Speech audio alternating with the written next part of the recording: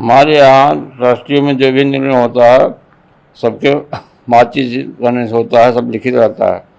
लेन then का हमेशा हिसाब चलता है, लेकिन इसमें लेन देन में बिल्कुल सही चल रहा है, सबके सद्भावना प्रेम बना है,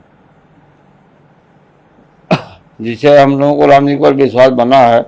1994 में जब सपा था तो हमको उसी पार्टी ने हमको एक आदमी हमको मार दिया, वो समझा कि मर गए। हमको राम बोले थे, राम जी के ऊपर विश्वास बना रहा, शासन से उसको कोई दंड नहीं मिला, राम जी ने ऐसे दंड दिया वो वहीं ख़त्म हो गया।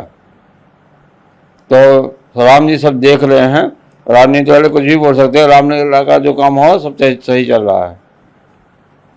हम लोग जहाँ आरती में जाते हैं, हमेशा ढंग से पूजा पाठ हो रहा है, धूप दीप कार्य चल रहा है, जैसे रामलला का विकास हो रहा है, राम जी के ऊपर सबका विश्वास बना है, तो हम लोगों को सफलता बनी है। देश में सब सद्भावना प्रेम बना है। शासन को हमेशा देश में सद्भावना प्रेम बनाए रखना चाहिए। घर में कभी लड़ाई भिड़ाई करना ठीक उचित नहीं है। राम जी को सबको ठीक ही कर देंगे। महाराज जी, इस तरीके से आरोप लगाना एक निराधार आरोप है। और आपस में सब एक हैं, ऐसी कोई गलती है ही नहीं। सबका विचार अलग, कुछ भी बोल सकते हैं, और राम जी देंगे, राम जी स्वयं दंड देंगे। ये गलत आरोप लगाया जाए ट्रस्ट के ऊपर।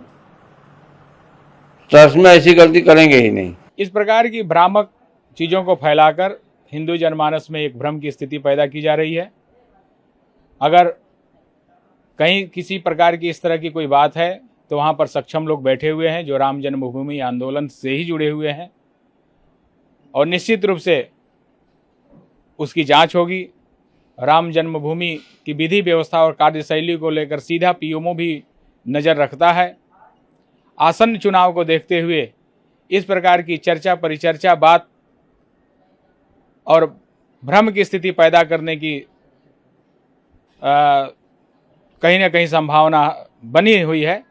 रही अखिलेश यादव जी की बात, तो अखिलेश यादव जी राम मंदिर के विषय में क्या बोलेंगे, जो राम जन्मभूमि आंदोलन के समय तरह तरह की व्यवधान उत्पन्न करते थे। यहाँ तक कि अयोध्या के परिक्रमा करने वालों को भी उठाकर उन्होंने जेल के शिक्षों के अंदर बंद कर दिया था, जो मैं भी स्वयं प्रत्यक्ष गवाह हूँ। लखनऊ गोसाईगंज जेल में हम लोग भी एक हफ्ता बंद रहे। इसलिए राम जन्मभूमि से संबंधित चीज़ों पर टिप्पणी करके हिंदू जनमानस को बरगलाने का काम न करें। मंदिर प्रशासन स्वयं सक्षम है।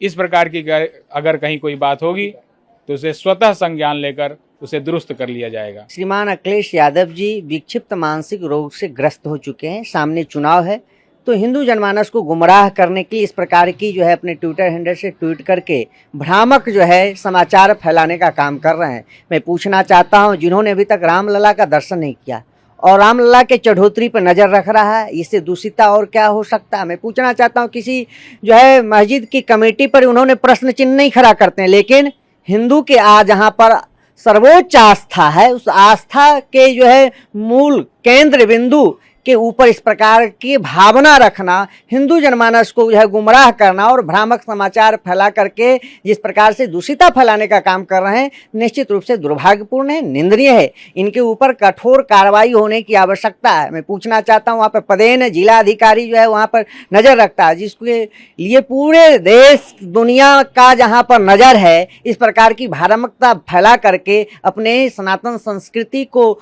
धूमिल करने का एक कुचक्र रचा जा रहा है, जिससे बचना चाहिए। वहाँ जांच का विषय है, जांच होगा, लेकिन ऐसा कुछ लग नहीं रहा है जिस प्रकार का उनका जो है यह भ्रामक संदेश है। कुछ नहीं है, वहाँ सर पारदर्शिता है, सुचिता है। पारदर्शिता के भी कई वहाँ पर लेयर हैं, कई जो है वहाँ पर ऐसी कमेटियाँ हैं जिस कमेटी के नज़र से वहाँ पर देखा जाता है। तो इस पर किसी प्रकार का कोई संशय नहीं करना चाहिए। जो संशय करता है उसके आगे आने वाले दिनों में नष्ट होना स्वाभाविकता है।